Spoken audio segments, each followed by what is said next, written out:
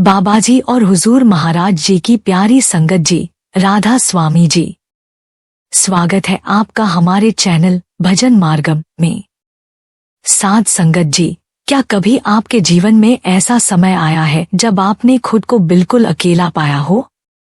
जब ऐसा लगे कि चारों तरफ से समस्याएं घेरे हुए हैं और कोई रास्ता नहीं सूझ रहा, हर उम्मीद टूटती जा रही है। तब अचानक कोई अदृश्य शक्ति जैसे सिर पर हाथ रख देती है, और वही शक्ति है गुरु की करुणा और संभाल। संगत जी, बड़े ही सौभाग्यशाली होते हैं वो जीव जिन्हें सद्गुरु नाम की अनमोल दात से नवाजते हैं।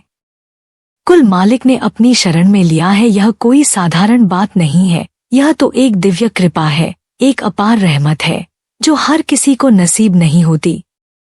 हम जैसे पापी जीव तो इस योग्य भी नहीं होते, लेकिन फिर भी जिन आत्माओं को गुरु ने अपने से जोड़ने का संकल्प किया होता है, उन्हें वो बिना शर्त अपने प्रेम और कृपा में समेट लेते हैं।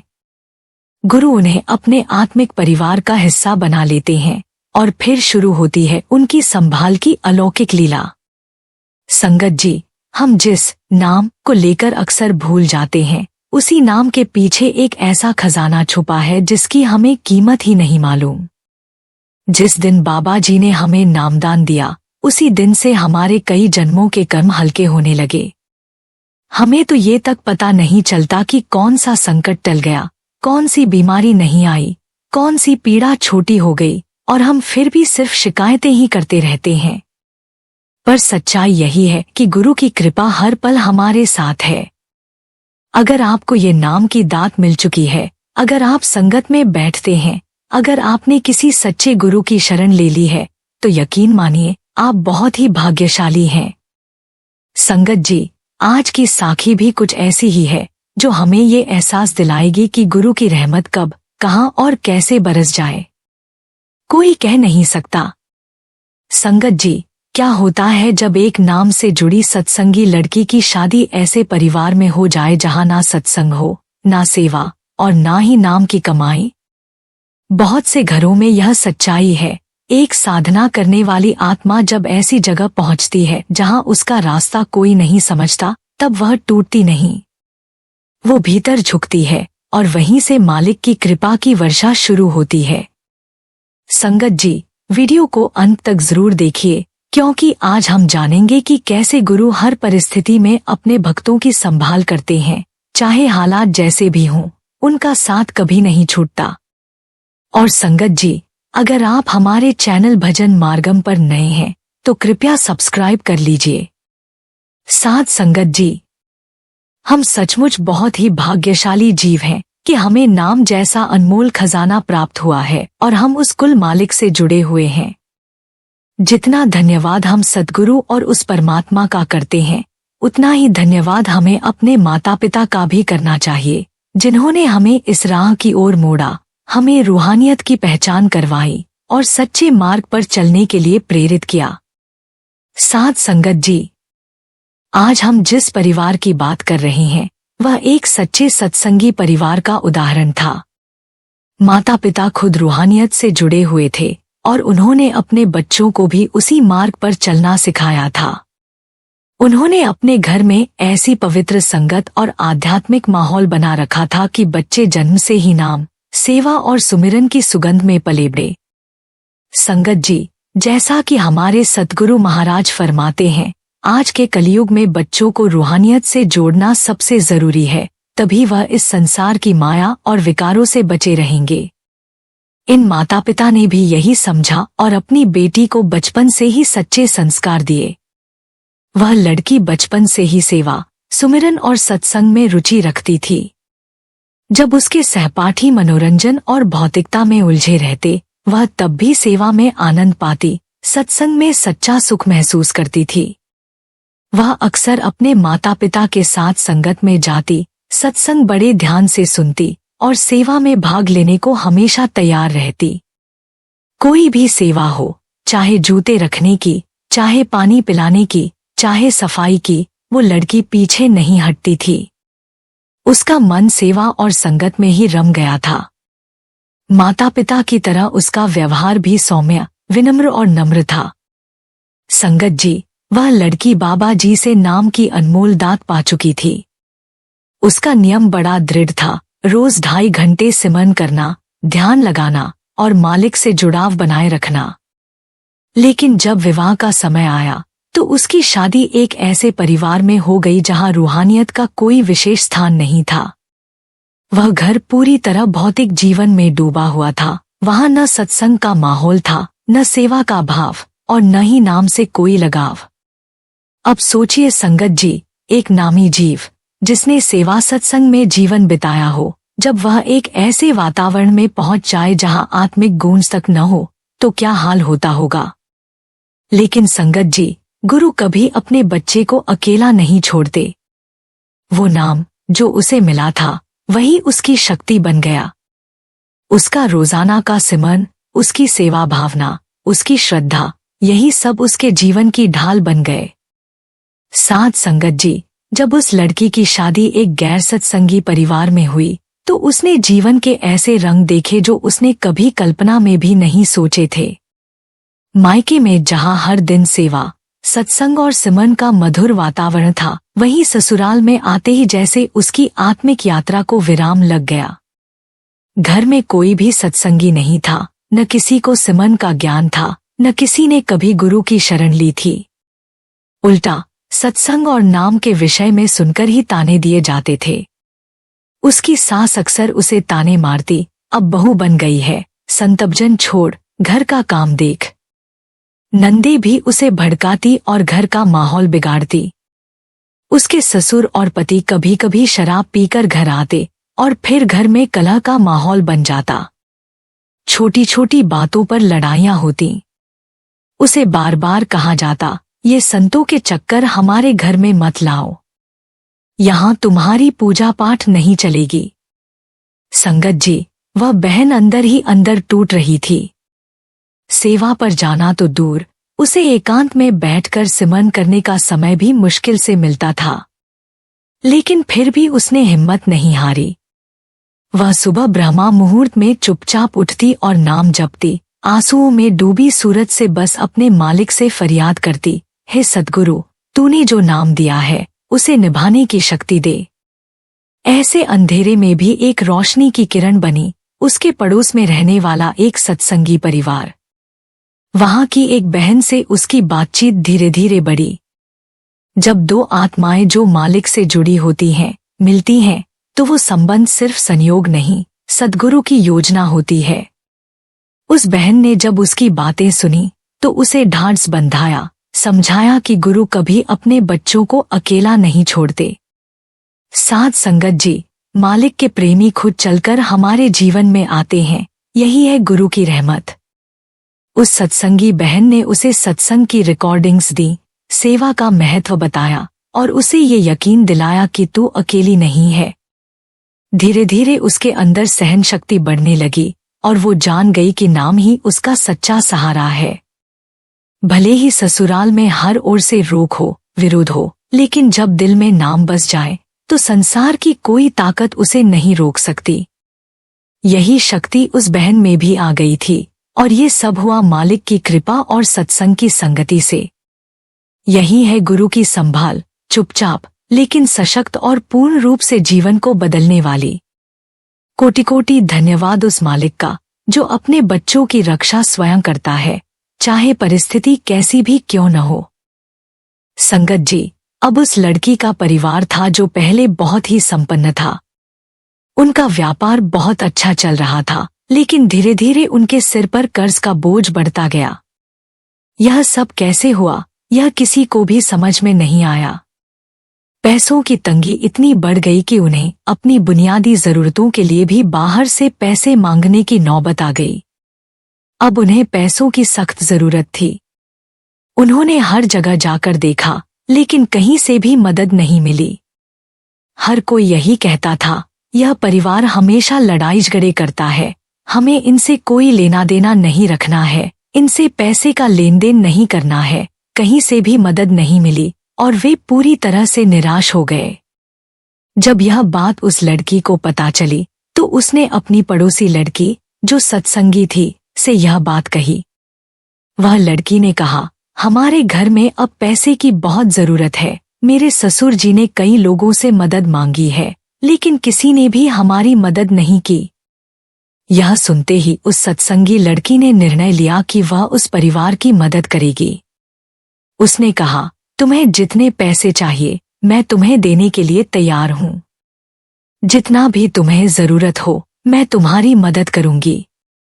साध संगत जी, आप अक्सर देख सकते हैं कि जो रूहानियत से जुड़े होते हैं, जो गुरु भाई होते हैं, जो सत्संगी होते हैं, वे एक दूसरे की मदद करने से कभी पीछे नहीं हटते, चाहे मदद किसी भी रूप में क्यों न हो। उनकी मदद की भावना इतनी प्रबल होती है कि वे किसी भी हाल में किसी की सहायता करने से पीछे नहीं रहते। इसीलिए उस लड़की ने भी ठान लिया था कि वह अपनी पड़ोसी लड़की की मदद करेगी, और उसने वह पैसे उसे दे दिए। जब यह बात उस लड़की ने अपने घर आकर बताई तो उसके परिवार के लोग बहुत खुश हुए।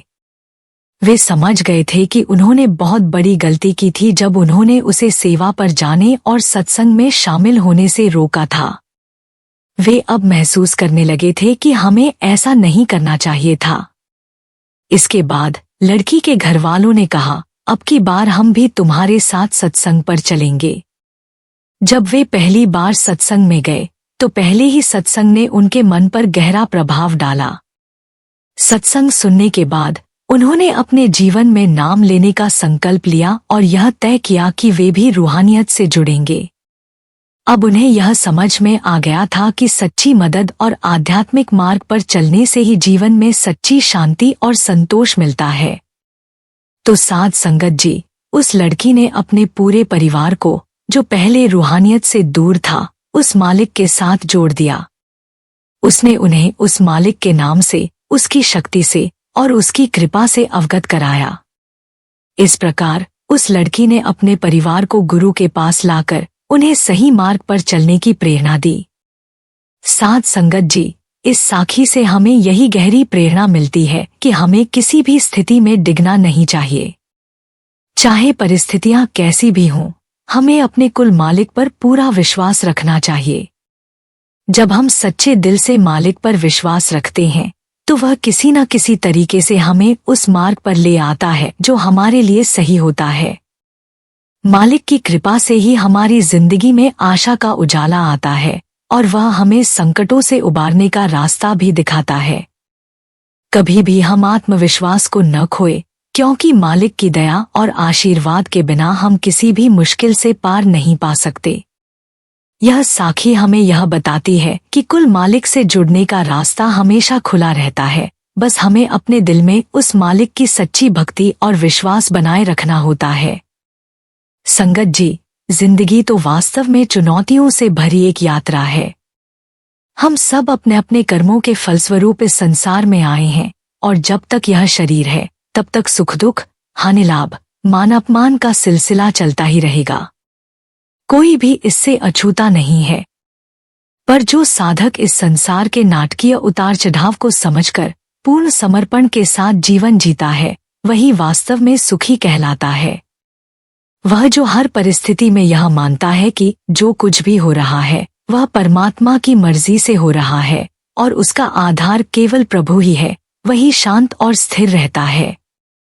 ऐसे व्यक्ति का मन संसार की चकाचौंध से विचलित नहीं होता, क्योंकि वह जानता है कि असली सहारा केवल प्रभु का नाम है। बाबा जी हमें बार बार यही समझाते हैं कि सेवा, सत्संग और भजन सुमिरन ही वह साधन है जो हमें प्रभु की ओर लौटाते हैं, हमारी आत्मा को शक्ति देते हैं और मन को स्थिर करते हैं।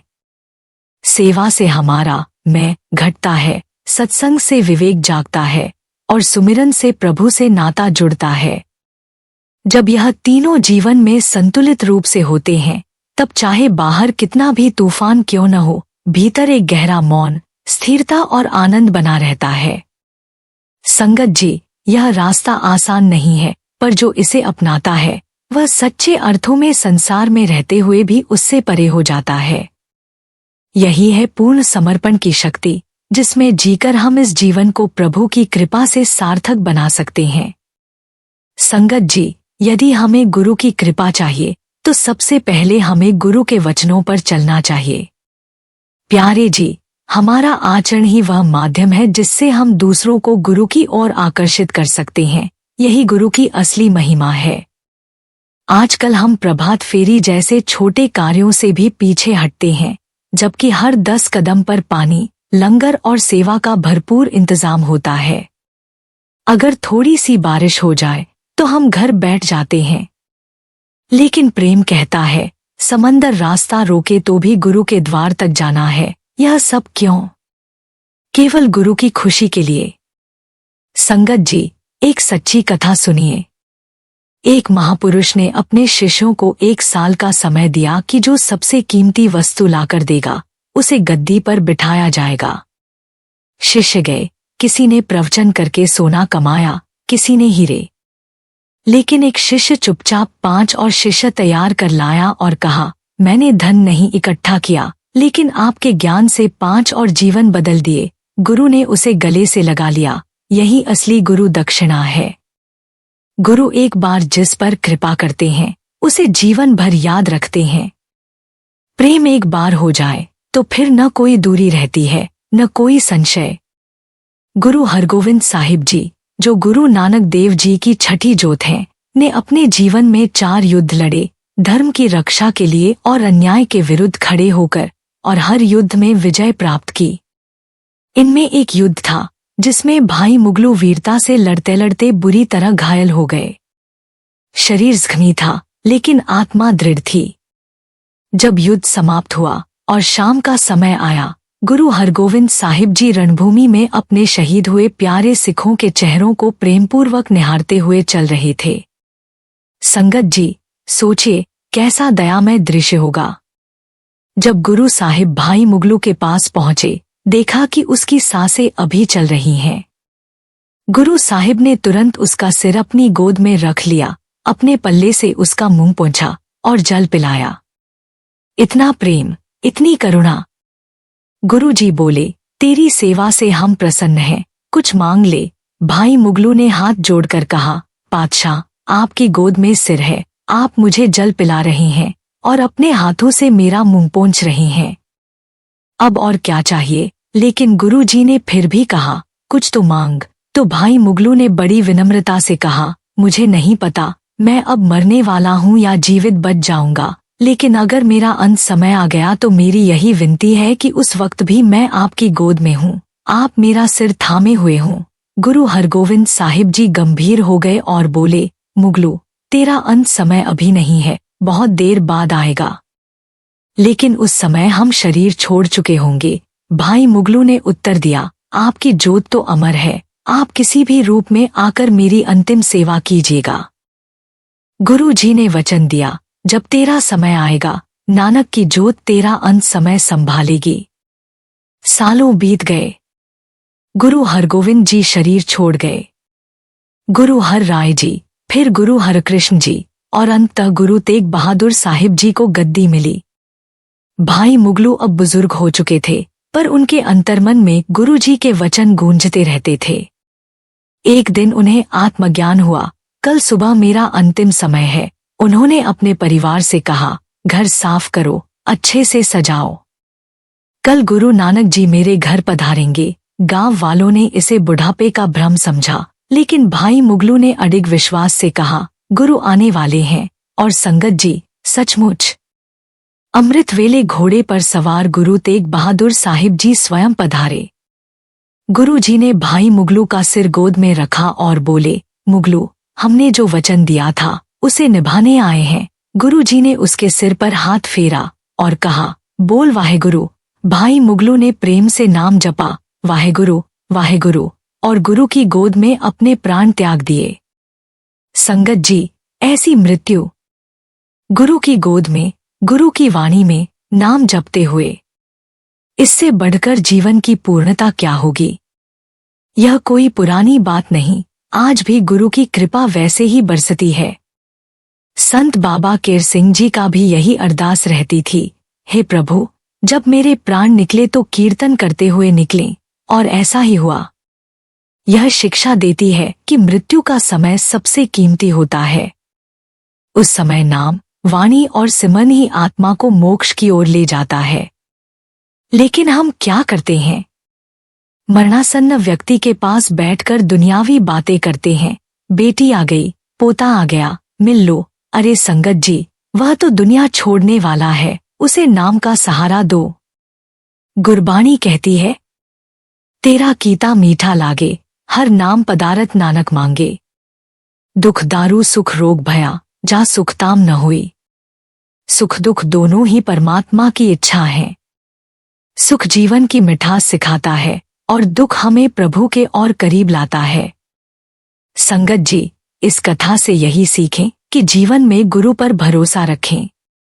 अंत समय की तैयारी अभी से करें।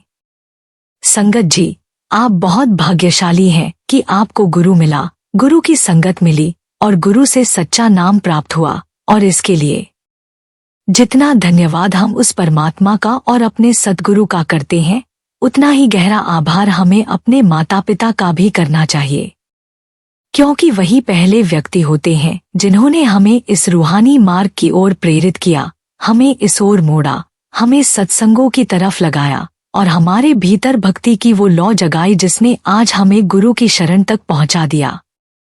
संगत जी, जरा एक नजर दुनिया की तरफ डालिए।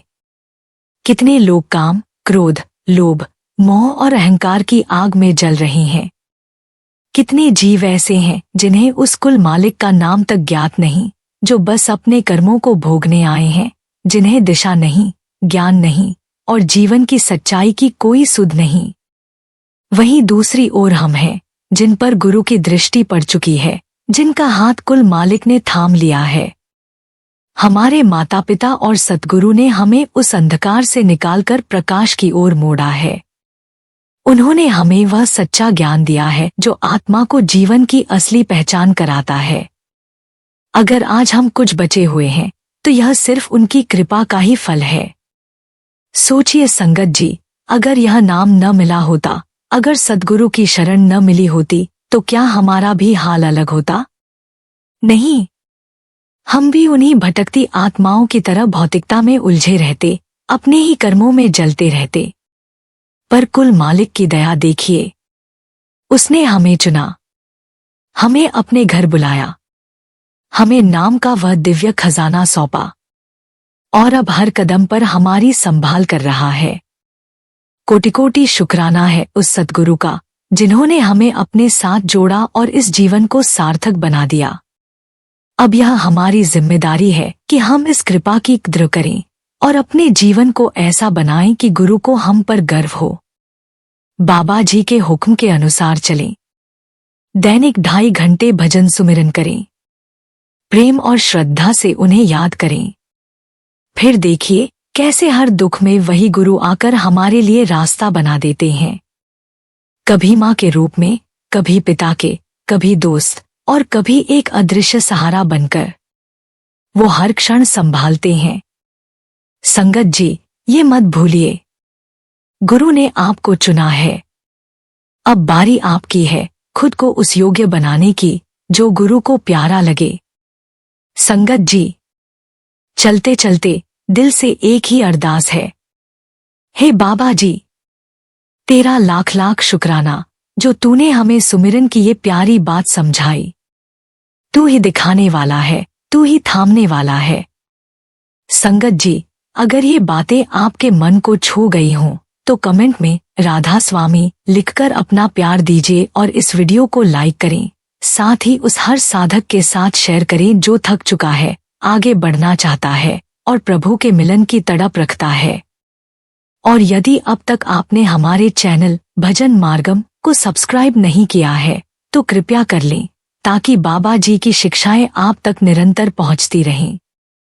मिलते हैं अगली वीडियो में और आध्यात्मिक विचारों के साथ। बाबा जी की कृपा आप पर बनी रहे। राधा स्वामी जी।